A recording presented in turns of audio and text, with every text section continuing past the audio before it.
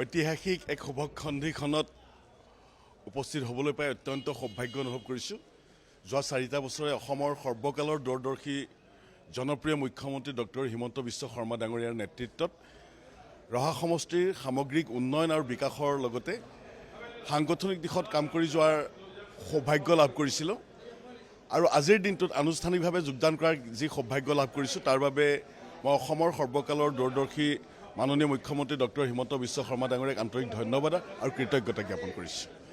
আৰু আগন্তুক সময়ত অসমীয়াই আৰু ভাৰত মাতাৰ হৈ ৰাষ্ট্ৰ নিৰ্মাণৰ ক্ষেত্ৰত আমাৰ ভাৰতীয় জনতা পাৰ্টীৰ নেতৃত্বত আমি শ্ৰদ্ধাভক্তি সহকাৰে কাম কৰি যাম।